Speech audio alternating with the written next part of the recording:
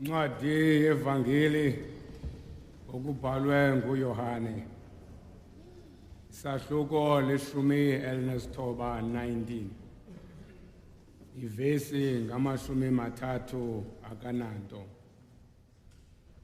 Xa ngoko uYesu wayebayamkele iviniga wathi kugqityiwe, wathoba intloko wawunikela umphefumlo wakhe, full stop.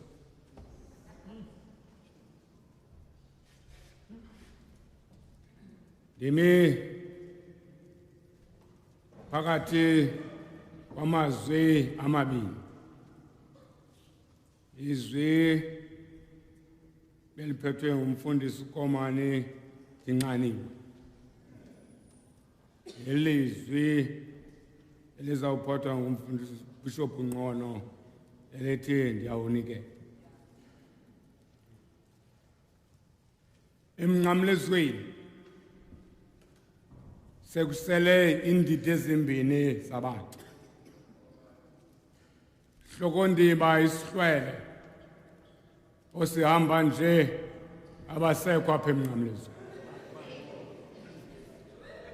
Kushiyeke abantu abazalana noYesu.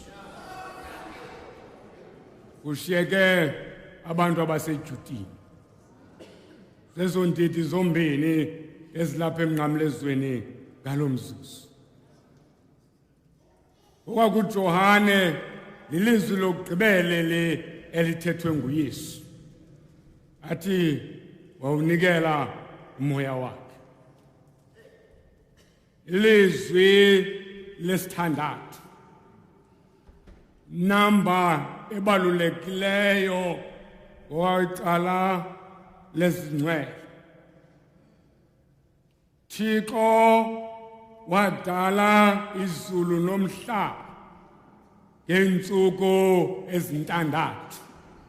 Wayigqiba yonke into ebelindele uba yenze uThixo ngeentsuku ezintandathu.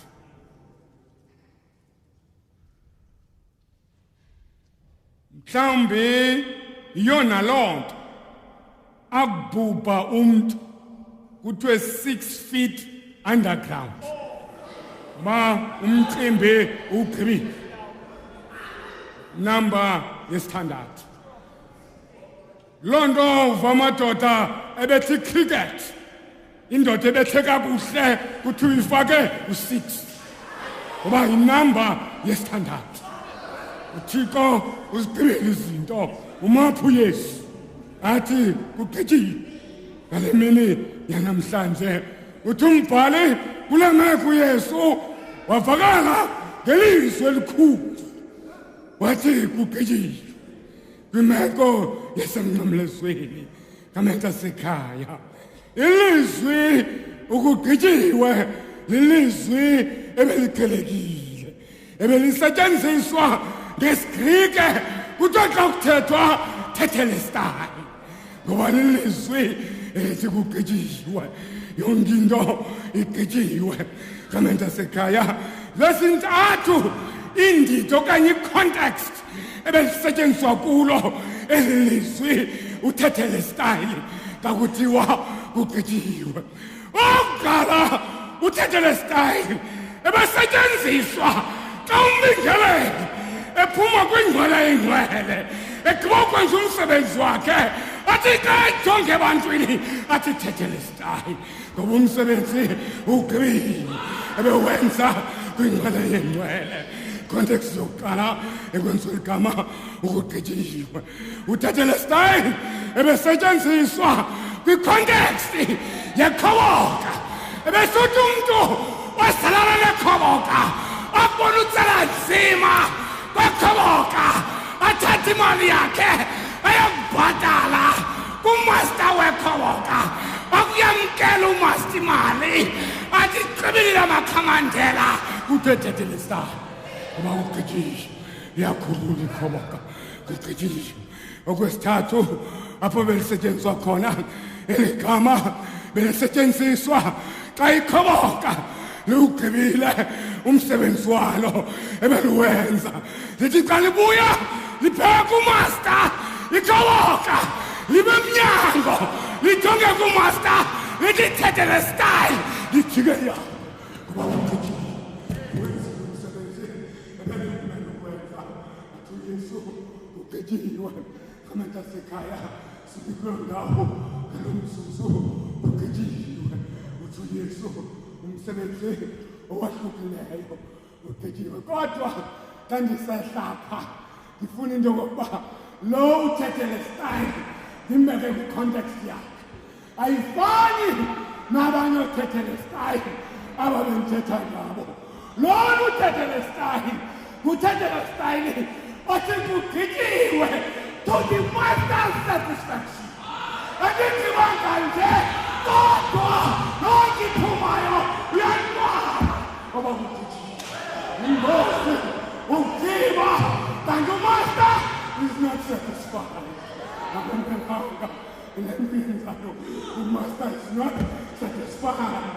So sitting, and the master is satisfied. And the Soviets are from Chavez,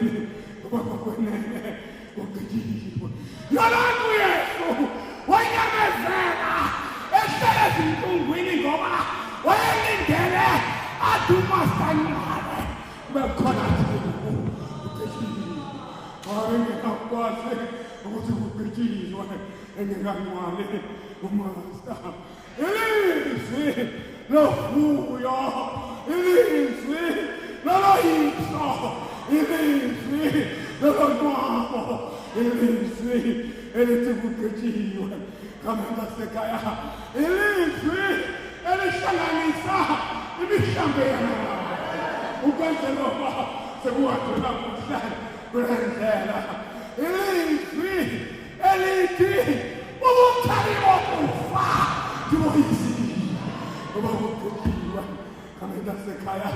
Mission accomplished. Purpose fulfilled. Umsebenzi kaThixo uwenziwe. Umfuqula sekhaya adilizwi lembuyiswa kwemiphefumulo yethu. Ngoba ilizwi lokugcitshwa kamenda sekhaya ngoba kugcitshiwe. Ingozi umuntu oqalile angekho. Wakuhle ingoqalile uqinisekise uba uyayigqiba ngoba ingozi kabantu abaqalisile bengazigqibanga kamenda sekhaya ityala lihlawuleke kodwa ukaliziswe lipheli lityala ngoba kugqityiwe zonke izinto zibuyele ekhaya